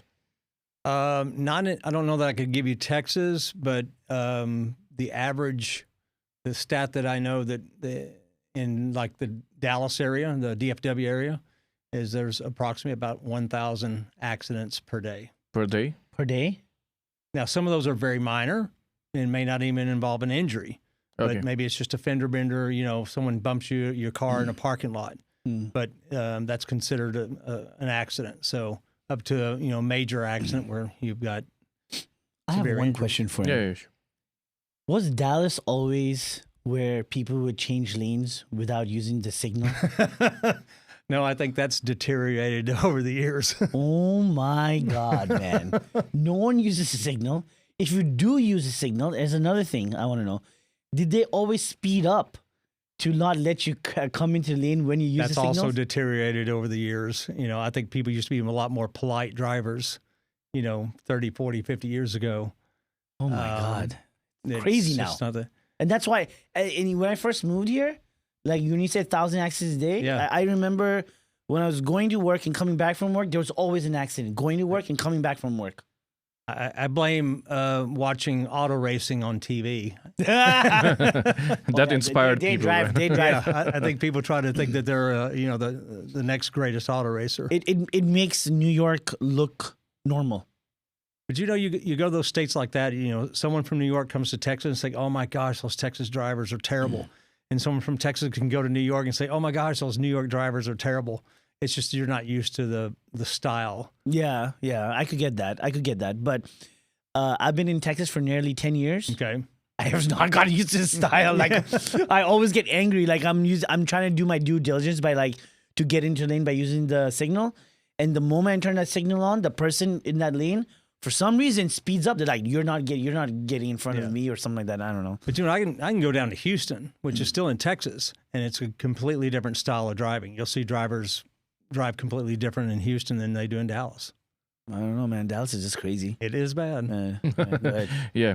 So does your law firm represent in other states or other areas, or is it just Dallas? We are licensed in all 50 states. All 50 states? Yeah. And our owner, Bill Curtis, is one of the few personal injury attorneys in Texas that has argued a case in front of the United States Supreme Court. Oh, wow. We Yeah. need to know more about that. I don't know as much about it as you'd probably like to hear today, but he has. Maybe he's the next. He's represented a case. Yeah, He's the next guest that should come into our. maybe so. Come in. I mean, if you could get him on here, and we were going to talk about those type of cases, those type of things intrigue me. Yeah, I want to know like what you the should thought have him. process He is. has fantastic stories. Oh, I want him to. If you're going to watch this, please, small channel, but like I'll make sure he comes and visits with you. How about that? nice. He has amazing stories. So, you have also worked as an insurance underwriter. Mm-hmm. So, can you specify what type of job is this? An As a underwriter. as an underwriter. You're basically seeing if someone is insurable. Oh, okay. We were talking earlier about health insurance, for example, whether some people can't get insurance. Well, as an underwriter, if you're looking at someone's medical history, oh, you've had, this, or you've had all these heart attacks or whatever it may be, you've had different types of cancer, things like that, it makes you uninsurable. And so that's one of the things that an underwriter will look at people's medical history, review medical charts, and find out if they're a good risk to insure. It's very similar to like when we're talking about the auto insurance. Your auto insurance company, they look at your driving record. They look to see how many accidents you've been in. Have you had a lot of tickets or speeding tickets, things like that? If you're insurable, if you're not that insurable, they're just going to charge you a higher premium. So, Yeah. but that's Okay. what an underwriter does. So then you change your job, and your next job was. Working co- for a personal injury firm. So is it the exact opposite of what you used to do, or what do you think about it? Wouldn't say it's opposite. I just said that it probably helped a little bit because I understood a lot of medical terminology. I understood a lot of medical charts and things that I read through those. So now when we have clients that get into an accident and have certain injuries, I've seen a lot of that before because I was already educated on. Some of those medical conditions don't always apply because if you're talking about disease and sickness, that doesn't always apply to Injury. an accident, where you're injured. Yeah. But that does come into play sometimes when, let's say we have a case that goes to trial. Insurance companies want to look at our client's medical history. What they're really looking for is past injuries, but sometimes a previous condition could play a part into the outcome of that. Really? Like, let's say someone is, I don't know, diabetic or prone to like, or maybe have heart disease. How would that play any form of? Maybe I'm thinking more something like arthritis. Let's say you have arthritis, but and now you're complaining of back pain or knee pain or something like that. They want to look at your medical records to see, is the knee pain because of the accident, or did you already have the knee pain because you had arthritis? Does that make sense? Yeah, I gotta make Okay. some more sense. And whose job is it at that point in time to prove it? Is it like you guys have to always prove it, or the insurance company also has to do a better job of disproving it? Well, we're not volunteering it, so yeah, that they would have to prove it. They don't have to prove it. And what's the lengths you've seen some of these insurance companies go to, which like kind of baffles you? Because I feel like they go through a lot of hoops. Insurance companies, I mean, depending on what's at stake, if they think it's a big claim and you've got hundreds of thousands of dollars at risk because maybe it was a very severe injury or surgery was involved or something like that, insurance companies will. You may have heard stories like this. They'll park a car across the street from your house. They'll videotape you coming in and out of your house to see if you're able to walk to the mailbox and things like that. Really? So Is that So even, they- is that even? That's, I mean, it's legal to do, right? Yeah. Yeah, absolutely. Yeah, that is legal to do.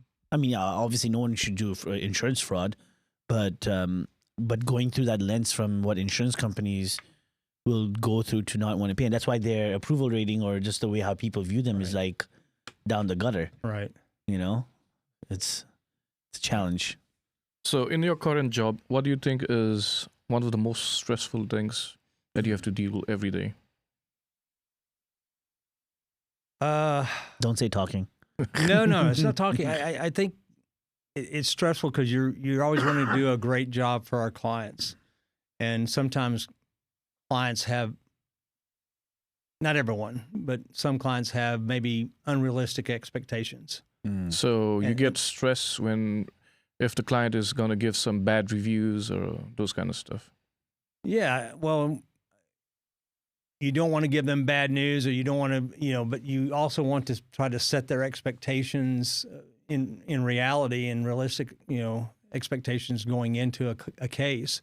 But that doesn't always happen anyway. No matter what you do or say, they still may think. I was talking with one of our clients, today, and I know what approximately their case is valued at, and it's not the biggest case that we're going to handle this year, but they've got the expectation that they're just going to get millions of dollars out of this case. Why do you think some people think like that? Like that they've seen too much TV or something. It came from somewhere else where it was, a movie or something, and which is not based in reality. or that McDonald's, what do you call coffee? The hot coffee thing, yeah. Right? Or they've heard of one big case in their lifetime, and they think that so all cases must be like that. Okay, I hear that law firms say that even though exactly what happened to your friend and exactly the same thing happened to your friend will not lead to the same outcome. Is that true? That is true. Why is that? Every case is different. Well, both you guys could be sitting here and when you say, well, I got rear-ended on the freeway, say, I got rear-ended on the freeway. Okay. Well, there's several different things that could make that different. The person that hit you, maybe they have more insurance than the person that hit you. So there could be a limitation just on insurance alone. Your injuries could be different. Or even if you have the same injury, but maybe one of you, it took you twice as long to recover from it, or you needed more therapy than the other. So there's all those little factors make it just slightly different than the next guy's. So the insurance coverage the other person also has a huge play to like what the outcome can be, right? Absolutely. And what if like, let's say in a situation, their limitation doesn't cover it. Let's say, We've had that happen. What minimum's like what 30? Texas, you got to have a minimum of $30,000 of liability coverage. You right? Yeah. So let's say someone gets really injured really badly. It's not 30,000. It's like let's say $100,000. What happens at that point in time? We've gone through this. We've had this happen with some of our clients. We had a lady a few years ago that she was walking down the street, and a car ran over her. Oof.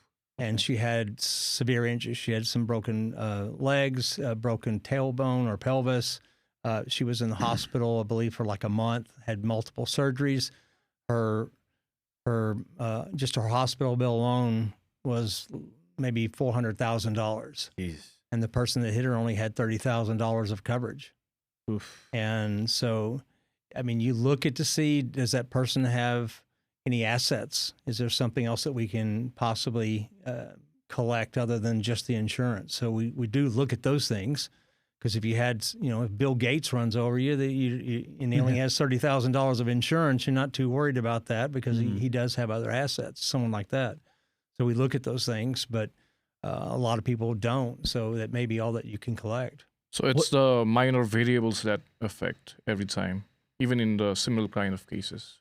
I'm sorry, say again? Like small variables in each case. Right. Like I said, just the difference in the type of injury, or the length of treatment, or, insurance, or sometimes it's, it could be age. If you're older and you've got some pre-existing conditions, that may have a factor versus someone who's 20 years old and never had an injury whatsoever. What do you think was like you said, the minimum is 30,000, right? What number would you advise a lot of the people who have insurance to have? What do you feel? Obviously it depends on your budget for sure. I would recommend that people have maybe more than the state minimum, just because that state minimum has been in place for about 20 years and it's really outdated. $30,000 doesn't go very far anymore. If you're in the hospital even for a day, you may spend $30,000 just in that 2 or 3 hours that you're in the hospital. Mm-hmm. So it just doesn't go very far. So I would recommend a higher amount, whatever you feel comfortable with. And the other thing that I would recommend that people have is what's called uninsured motorist. And when we talked earlier about, 25% of the people driving in Texas have no insurance. If you have that coverage on your policy, then you are protected. Uninsured motorist, is it different than full coverage? Yes, because, some people say I have full coverage, and that's a very broad term. Full coverage could be that you have liability and collision. But to us, full coverage is liability, collision, uninsured motorists. The key about uninsured motorists is protecting you for when that person does not have any insurance. I see that different insurance companies sell the full coverage thing differently. Is that true? They do. I think that they sell it as full coverage, and people think they're getting every possible coverage that there is, and that's why you have to check what are the coverages that you're actually purchasing, what's on your policy. Do you guys even help with that if a client calls, like they don't know about every insurance? Absolutely. I have people all the time. They'll say, hey, I don't know what I have. I'm like, well, send me a copy of your insurance card. Let me look at it. And I'll tell you what you have and maybe even what you need. If I see something that I would, like if I'm sitting here recommending uninsured motorists, and if you don't have it, I'll explain why we think that you should have that. Because this nearly happened to me. Like they said full coverage, but whatever you said earlier, that wasn't there. Uninsured. Uninsured. What is, okay, so what is the huge difference between, you said one of the things, like if they're not insured, right? Mm-hmm. And they hit you. What would that actually cover? Would it cover as if like that uninsured person had that? Exactly. Your insurance steps in and picks up exactly like where their insurance would cover you had they had insurance. So at that point in time, you'd be arguing with your own insurance company. Somewhat, yeah. Yeah, exactly. Okay. That's so that's probably why they don't want to sell that as often. It may be. Yeah. It may be. Okay, because they don't want to. Like, But that way, that your car is getting repaired. That way, your medical bills are being paid. That way, that if you're losing time from work, that your income is being compensated for. I think that's a very valuable coverage to have. I think the way how you're like, what I'm getting from what you're telling me is that the insurance company is never your friend. To be very honest, even if it's your insurance company, they're never your friend. They're not even your own. Yeah, because they will find ways to not want to pay you. Correct. And just the fact that you're telling us that, hey, listen, get uninsured protection. Mm-hmm. I didn't even know that. I thought it was included in full coverage. No.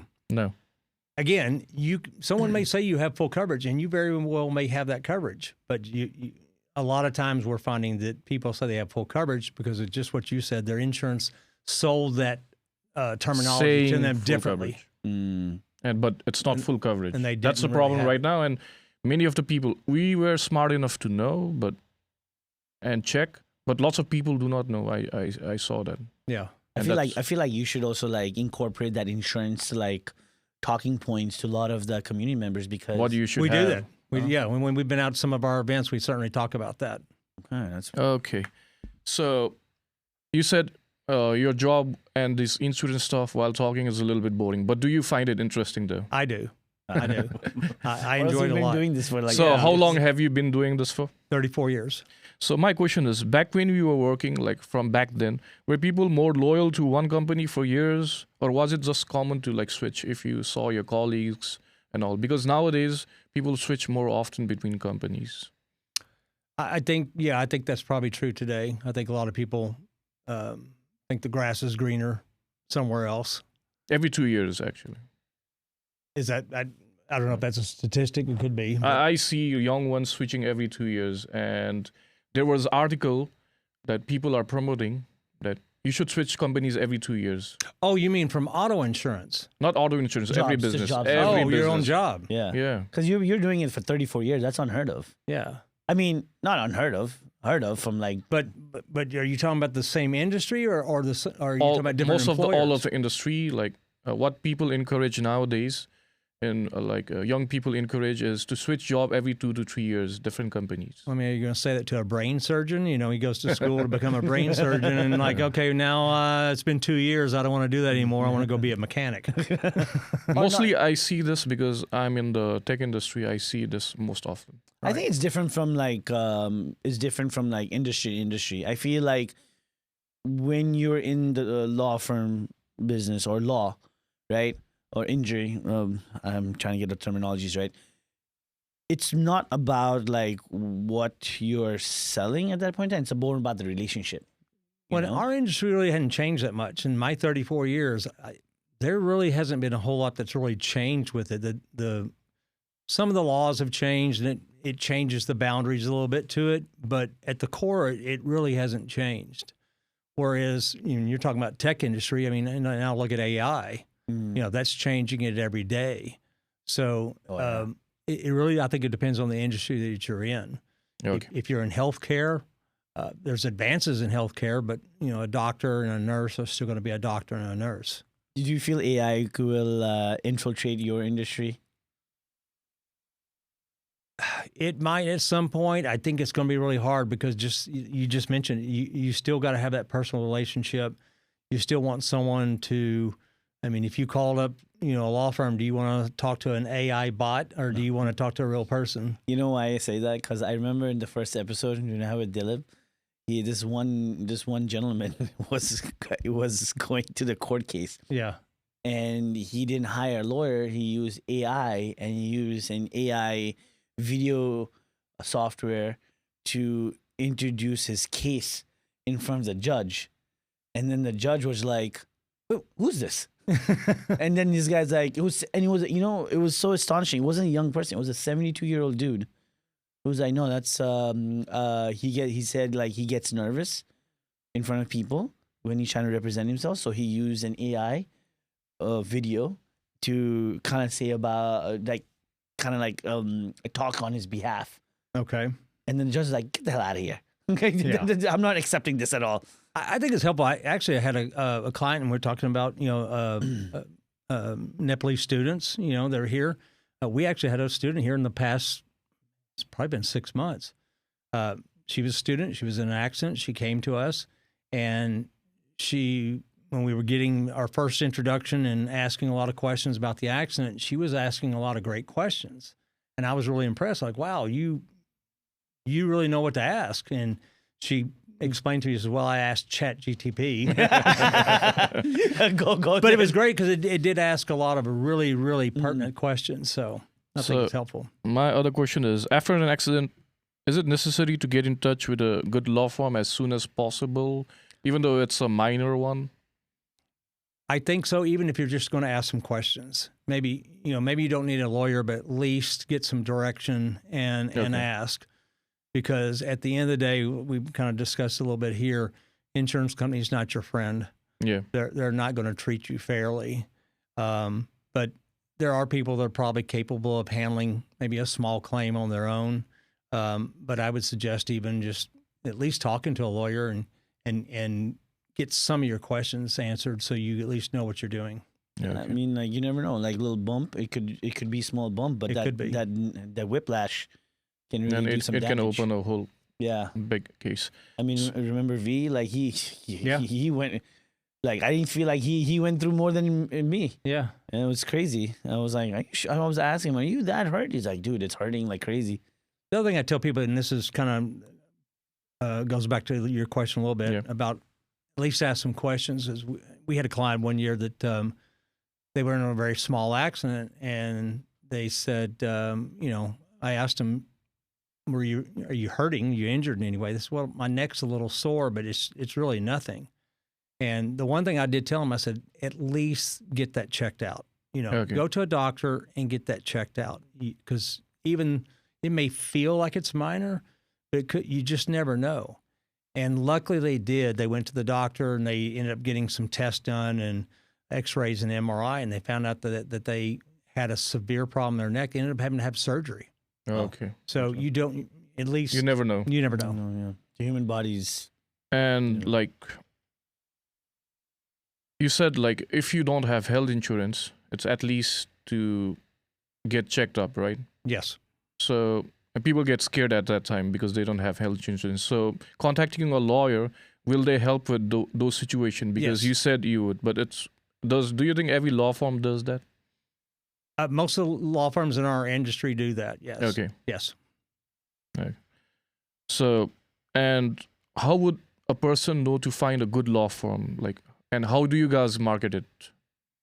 Well, some advertise on radio or TV, things like that. I see those billboards. We don't do that. Some of them are funny. We depend on word of mouth. Yeah. And I would say, check them out. Look on at their website, see if they have reviews. For me, I've been in this industry a long time, and I think that if you probably, just my opinion, are better off going with a smaller firm because they're going to take a little bit more personal care of your case. That's true. That's true. But their experience counts, right? Experience counts? Definitely counts. Definitely counts. Would you call your firm small or medium size, or? Yeah, we're a small firm. And you never, the law firm didn't ever want to kind of grow into something bigger, like maybe like different offices, or have like enforcers in different towns, cities? No. Oh, that's 34 years. It's a long time. Yeah. I think it would have been nice to kind of like spread that wisdom out there. Like. Well, we can spread the wisdom and still be small. Well, true. Yeah. True. I think he cares more about the customer than going I know big that. and those kind of stuff. I'm one of his customers. You don't have to say that twice. He's more focused on money every time. Oh, Yeah. No, Yeah. I'm not So- focused on money. Do you think having 50% of your customer are from Nepalese community, you said, and because of that, is it because of good word of mouth? Absolutely. Yeah. Absolutely. I can't attribute to anything else than just good word of mouth. We've done a good job, and therefore, and I see that in every minority community. I mentioned before working with, the Vietnamese community, and the same thing happened when we worked in that. The word of mouth spread, and we worked with a lot of Vietnamese clientele, and that's what's happened with the Nepalese community other than sometimes being out there, like I mentioned, at some events and things like that, but it's mostly because we did a good job and they told their friend and they told their friend. No, it's very important to know that when someone in the community kind of says, "Hey, listen, they're taking good care of me. They'll do this and that."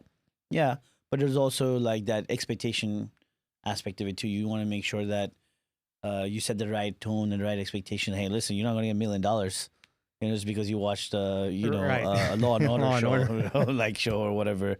Because a lot of people get swayed with that kind of like thought process, right? So it's very important to have a real conversation at the end of the day, I feel like.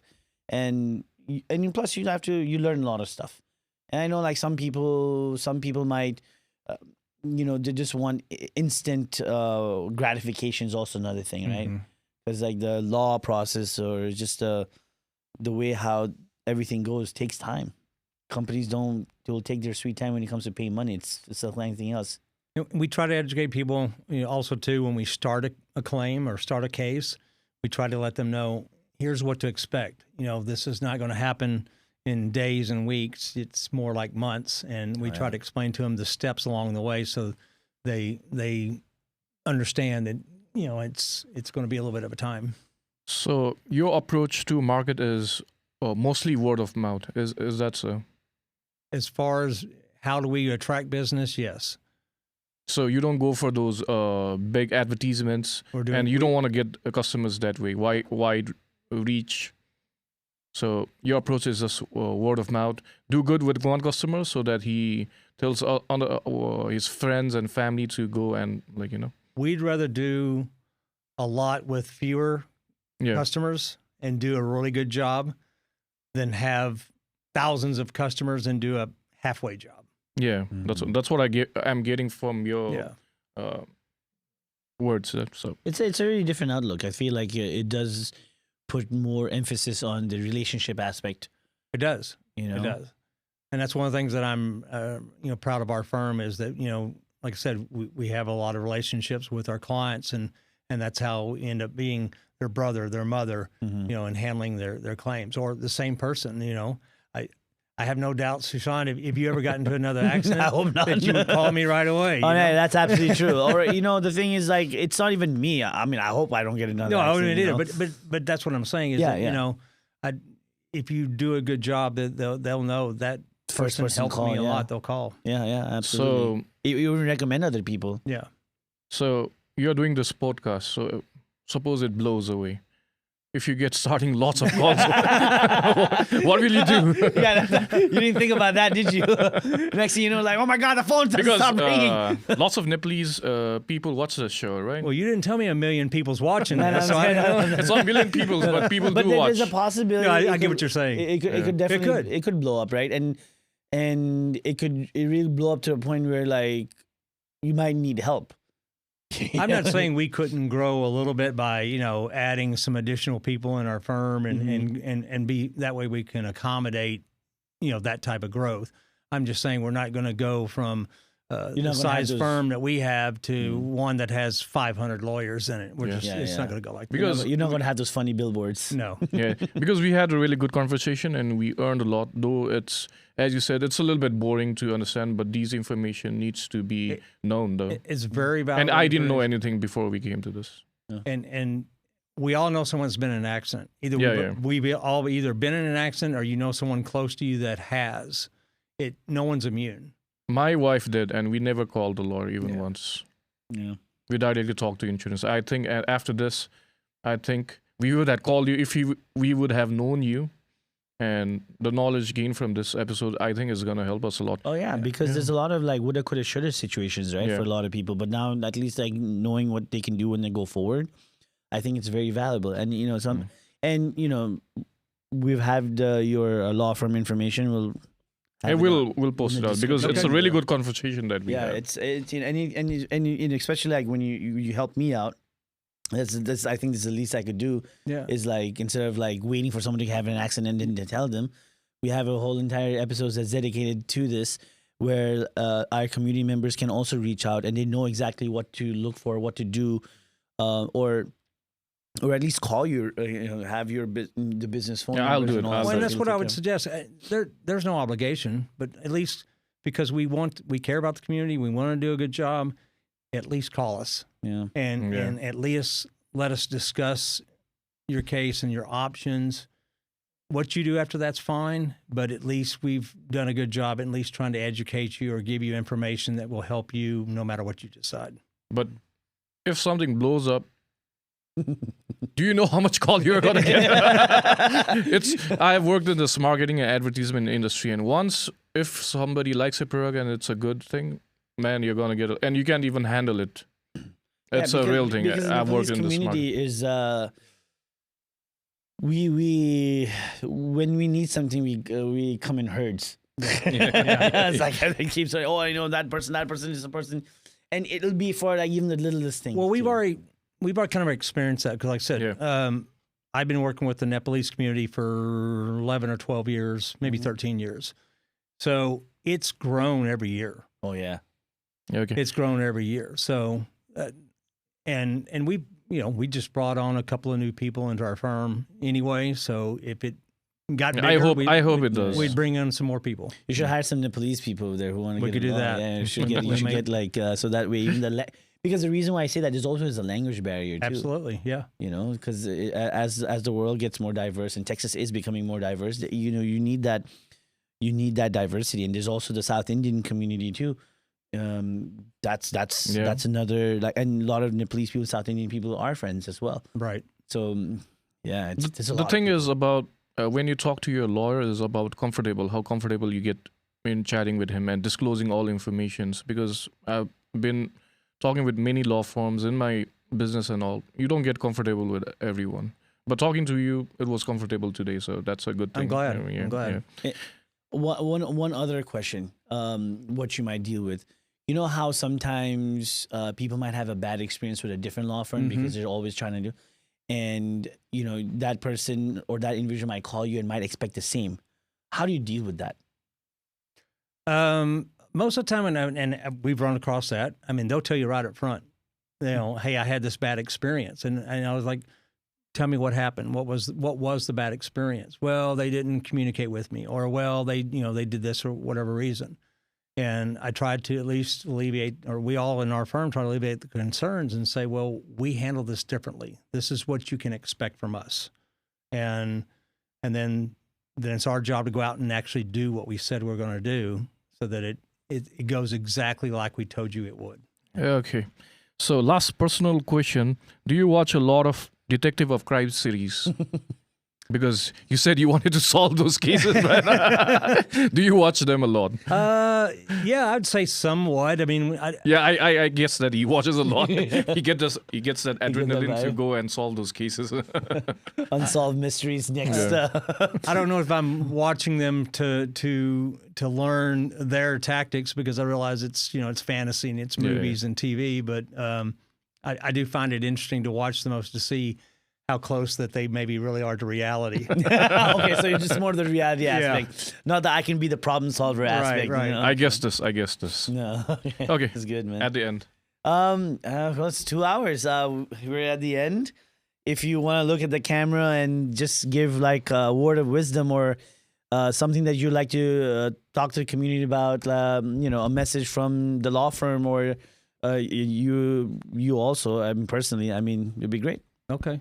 Well, we've been talking here, and hopefully you've picked up that we're really great people. We're personable people. We're here to help. That sounds like a cliche, but it's true. We really do want to help our clients. We want to help this community, and it doesn't hurt just to give us a call and get information and see if we can be the ones to help you. We'll do everything we can to help you, even if you don't choose us, but we'll be there no matter what. Awesome. Yeah, definitely check them out, guys. Like, they have definitely helped me out. And it was definitely a good experience. And Rob is definitely a great person to talk to.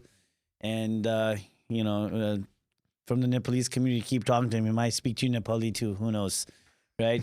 So their law firm information will be down in the description. If Mike can put it up on the screen, that would be also pretty cool, right? We got the graphics and stuff. So yeah, man, reach it out. Clearly you guys know that they're not in it for the money, they're in it for the relationship. And I think that's something that's very, very rare to find nowadays, to be very honest. And in a world where it's fast paced and it's moving, I guess it's always good to have someone from a small town going a little bit slow, right? And building that relationship. But I really appreciate you coming and giving the time. I didn't even think you'd actually, when I asked you, I was like, it was a long shot, but you're up for it. And that really meant a lot for us to end this podcast as well. It was a lot of fun. Yeah. Enjoyed being here. Enjoyed talking to you guys. Yeah, 2 hours goes by pretty fast, right? Yeah. Yeah, and you said this is not the only podcast. It'll be obviously we'll come back and we'll have conversations. Maybe we'll bring Bill in. Bring Bill, because I want to know the stories, man. Supreme Court cases. Yeah, he can tell you all about that. Those are fun and spicy. I'll go back and tell him tomorrow that hey, he's got to brush up on his Supreme Court case and all the facts, and come talk about that. Yeah, and interesting to also know that he always wanted to. He went that far, and that's like something that he could have used that to leverage to become really big, right? But he chose to stay small, and that I feel like that's some humble beginnings kind of stuff, And I feel like he has a really different outlook of life. His attitude is kind of the beacon that helps our entire firm, and I think everyone follows his lead, and that's why you have people that are in our firm that are just like me describing me today. That we care, we're here to help. It's because that he leads by example. And boy, do we need a lot of that going forward right now. Yeah. But anyways, thank you very much. Thanks for coming, Rob. Thanks, Sushant. Great to see you. Have a good day, guys. Hopefully you guys will enjoy this episode.